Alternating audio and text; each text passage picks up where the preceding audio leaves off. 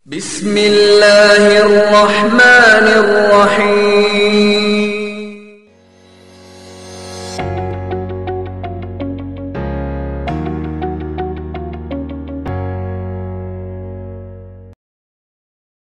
Bismillahirrahmanirrahim. Assalamualaikum warahmatullahi wabarakatuh. Innal hamdalillahi nahmaduhu wa nasta'inuhu wa nastaghfiruh wa na'udzu billahi min shururi anfusina wa sayyiati a'malina. May yahdihillahu fala mudhillalah wa may yudlil fala hadiyalah. Asyhadu an la ilaha illallah wahdahu la syarikalah wa asyhadu anna Muhammadan abduhu wa rasuluh. Allahumma salli ala sayyidina Muhammad wa ala ali sayyidina Muhammad. Pemirsa dimanapun Anda berada, marilah kita senantiasa bersyukur kepada Allah Subhanahu wa taala, di mana Allah Subhanahu wa taala memberikan kesempatan kesehatan kepada kita semua. Dan ini adalah sebuah kesempurnaan nikmat yang gratis dari Allah Subhanahu wa taala. Yang kedua, salawat dan salam kepada baginda Nabi Muhammad sallallahu alaihi wasallam. Allahumma salli ala sayyidina Muhammad wa ala ali sayyidina Muhammad.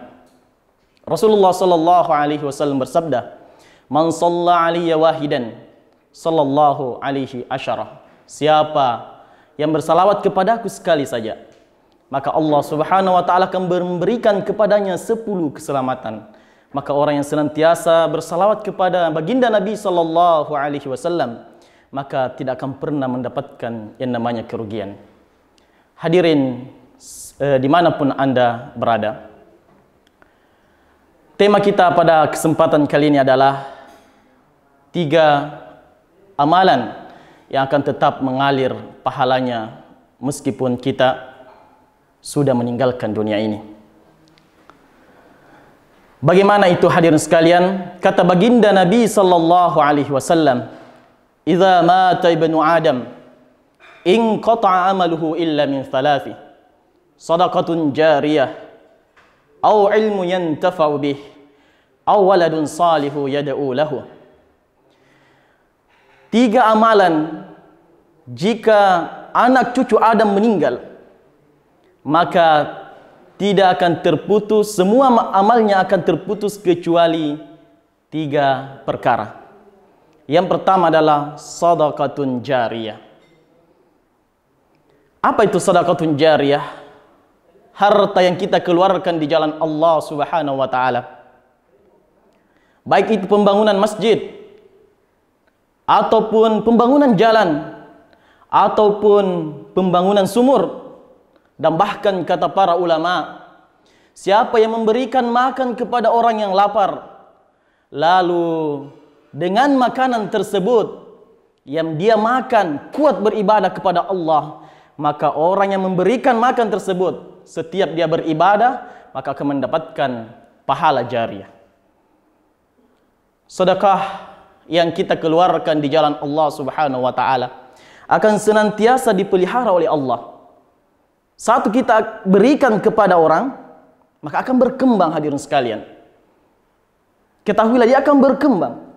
Maka kata baginda Nabi sallallahu alaihi wasallam, perumpamaan orang yang bersedekah di jalan Allah Subhanahu wa taala, dia bagaikan melepaskan satu kambing di atas gunung. Lalu lama kemudian mereka datang melihat gunung tersebut, dan gunung tersebut sudah dipenuhi oleh kambing-kambing. Maka seperti itulah, satu saja yang diberikan, maka akan dipelihara, dikembangkan oleh Allah Subhanahu wa taala. Maka Allah Subhanahu wa taala dalam perkara ini menjelaskan di dalam surah Al-Baqarah ayat 261. Mathalul ladzina yunfikuna amwalahum fi sabilillah kamathali habbatin ambatat sab'a sanabila fi kulli sumbulatin mi'atu habbah wallahu yudha'ifu liman yasha wallahu wasi'un alim. Perumpamaan orang yang bersedekah di jalan Allah Subhanahu wa taala, dia bagaikan menanam 1 biji benih. Lalu benih itu tumbuh dan mengeluarkan 7 ranting. Maka setiap rantingnya akan mengeluarkan 100 buah. Kalau 7 ranting, maka akan berlipat 700. Artinya apa? Satu yang kita sedekahkan di jalan Allah 1000 yang kita sedekahkan di jalan Allah, Allah akan balas 700.000. Apatah lagi 5.000, 10.000. Maka sangat luar biasa hadirin dimuliakan oleh Allah dimanapun Anda berada. Bersedekah di jalan Allah Subhanahu wa ta'ala. Maka Allah Subhanahu wa ta'ala sangat mengistimewakan posisi sedekah ini dalam Islam. Kenapa demikian? Allah memberikan kemuliaan pahala yang mulia. Dan Allah pun akan memberikan kepada orang yang bersedekah sesuatu hadiah yang luar biasa di dunia.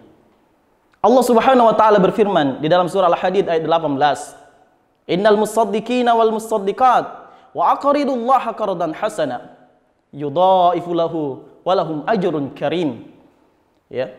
Allah Subhanahu wa ta'ala mengatakan seorang laki-laki ataupun perempuan yang bersedekah di jalan Allah, mereka meminjamkan yang baik kepada Allah, maka dua keutamaannya. Pertama, dia akan mendapatkan pahala yang karim seperti yang kita telah sebutkan tadi di akhirat kelak. Dan yang kedua, mereka akan mendapatkan ganjarannya di sini di dunia. Paling sedikit ada 3 hadirin ganjaran yang akan didapatkan oleh orang yang senantiasa bersedekah. Yang pertama, di dunia ini sebelum dia meninggalkan dunia, maka dia akan mendapatkan 3 keistimewaan. Boleh jadi didapat ketiga-tiganya, boleh jadi didapat salah satu dari ketiganya. Yang pertama akan didapatkan oleh orang yang senantiasa bersedekah di dunia ini, dia akan ditambahkan rezekinya.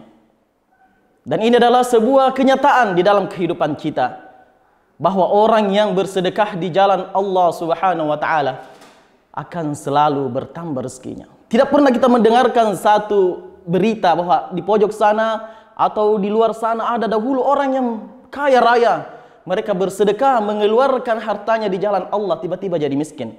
Lah, tidak pernah kita dapatkan orang yang seperti itu hadirin. Tetapi Allah Jalla wa'ala selalu memberikan kepadanya tambahan harta. Disebabkan karena apa?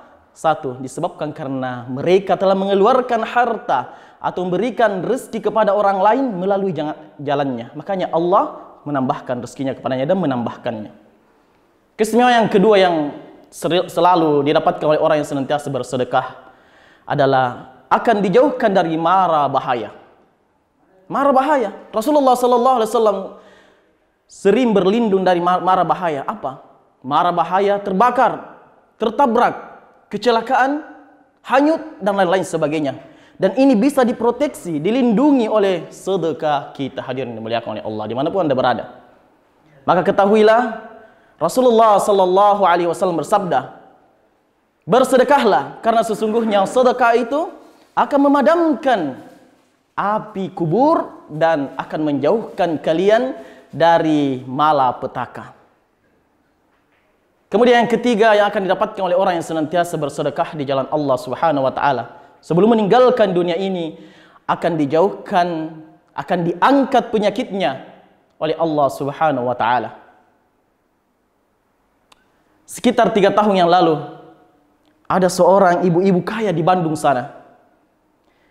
Dia namun satu saja kekurangannya, dia mempunyai penyakit yang begitu mematikan. Penyakitnya apa? Lupus tulang. Lupus tulang tidak akan pernah bisa disembuhkan kecuali dengan pengobatan yang rutin dan alami. Maka ketahuilah hadirin yang dimuliakan oleh Allah, datang ke dokter dan dokter mengatakan, maaf wahai ibu, Anda memang mempunyai harta yang banyak, tetapi maafkan saya, lupus tulang Anda ini sangat ganas dan Anda hanya mempunyai waktu 2 tahun saja. Setelah itu Anda akan meninggal. Nah, ketahuilah, setelah seorang ibu ini kembali dan merenung, dia mengatakan, harta saya akan infakkan di jalan Allah Subhanahu wa ta'ala. Supaya kenapa? Supaya ada harta itu bisa saya panen nanti di akhirat. Itu saja satu tujuannya. Ketika kembali, dia belikanlah makanan kepada anak yatim, kemudian dipanggil. Dibelikanlah baju kepada anak yatim, kemudian dipanggil dan diberikan. Setiap harinya ibu ini membuat makanan, lalu kemudian dibagi-bagikan kepada orang. Apa yang terjadi hadirin sekalian? Berlalu 1 tahun, 2 tahun, 3 tahun, 4 tahun, sejak 2016 sampai sekarang ini ibu tersebut masih hidup dan mempunyai banyak harta. Maka bersyukurlah orang yang senantiasa selalu bersedekah di jalan Allah Subhanahu wa taala. Keuntungannya dunia dan akhirat. Kemudian yang kedua yang tidak akan pernah, kata baginda Nabi sallallahu alaihi wasallam, pahalanya akan terus mengalir kepada kita meskipun sudah meninggal dunia. Au ilmu yantafa'u bih. Ilmu yang bermanfaat. Yang mana ilmu yang bermanfaat? Ilmu yang bermanfaat adalah ilmu yang kita sedekahkan, yang kita ajarkan kepada orang. Sederhana saja, ketika kita bersedekah ilmu, kita ajarkan anak-anak kecil alif, ba, ta, tha sampai ya. Lalu dengan jalan itu hadirin, dia bisa membaca Al-Quran, maka ketahuilah dia akan mendapatkan pahala sama dengan yang didapatkan oleh anak tersebut. Ketika saya membaca Al-Quran, maka ketahuilah guru saya pun akan mendapatkan pahala Al-Quran. Rasulullah sallallahu alaihi wasallam bersabda, "Man dalla ala khairin falahu ajru mithlahu." Siapa yang mengajarkan satu kebaikan kepada orang, maka pahalanya seperti apa yang dikerjakan orang tersebut. Ketika kita mengajarkan Al-Quran kepada seorang anak, lalu dia pintar membaca Al-Quran, maka setiap dia membaca Al-Quran berapa kali dalam sehari, dalam sepekan, dalam setahun, ketahuilah amalnya, amal jariahnya, meskipun Anda sudah berkalan tanah di dalam kubur, Anda akan mendapat aliran pahala. Maka berbahagialah orang yang senantiasa mempunyai ilmu yang bermanfaat. Orang yang kita ajak untuk sholat sehingga dengannya petunjuk hidayah itu disebabkan karena tangan kita. Ketika mereka sholat 5 kali dalam sehari, tidak usah dihitung sholat sunnahnya. Ketahuilah, dia akan ajarkan sholat itu kepada anak cucunya, kepada generasi-generasinya. Maka ketahuilah, Anda akan mendapatkan pahala jariah. Anda akan mendapatkan pahala jariah. Maka salah satu yang memotivasi kita untuk mengajarkan ilmu kita agar bermanfaat, tanamkanlah aset-aset tersebut kepada keturunan-keturunan kita. Dan yang terakhir yang akan menjadikan kita pahala akan tetap mengalir kepada kita meskipun kita sudah meninggal dunia adalah yang ketiga, awaladun salihu yad'ulah. Seorang anak yang mendoakan kedua orang tuanya. Menjadikan anak kita soleh, soleha bukanlah memang perkara yang sangat mudah untuk zaman sekarang ini. Zaman handphone. Tetapi ketahuilah, ketika mereka mempunyai kesempatan untuk soleh, atau kita mempunyai kesempatan untuk menjadikannya dia anak yang soleh, maka ketahuilah, kita akan mendapatkan kebahagiaan yang sangat luar biasa. Menjadikan dia adalah anak yang soleh, padanya terdapat doa yang insya Allah dengannya kita akan diringankan. Ketika posisi kita adalah seorang anak, maka jangan lupa untuk mendoakan orang tua kita. Karena dengan doa kita, orang tua kita akan diampuni oleh Allah Subhanahu wa taala. Rasulullah sallallahu alaihi wasallam pernah bersama malaikat Jibril ketika Isra Mi'raj dan melihat seorang kakek atau seorang orang tua yang dipukul oleh malaikat. Maka Rasulullah sallallahu alaihi wasallam memandangi orang tua tersebut, memandangi dan memandangi. Apa yang terjadi? Tiba-tiba malaikat tersebut berhenti dipukul, ya. Berhenti memukul orang tua tersebut. Maka Rasulullah sallallahu alaihi wasallam bertanya, "Ya Jibril, apa yang membuat orang ini berhenti dipukul?" Maka malaikat Jibril berkata, "Ya Rasulullah, ketahuilah sesungguhnya orang tua ini telah mendapat kiriman doa dari dunia."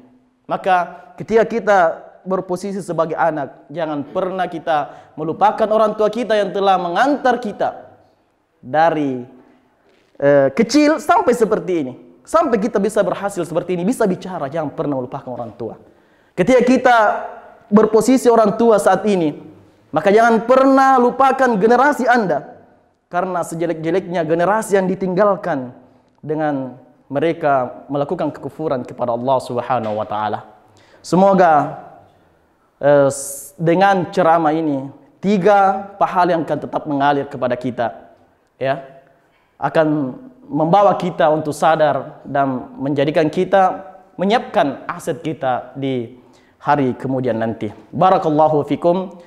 Assalamualaikum warahmatullahi wabarakatuh.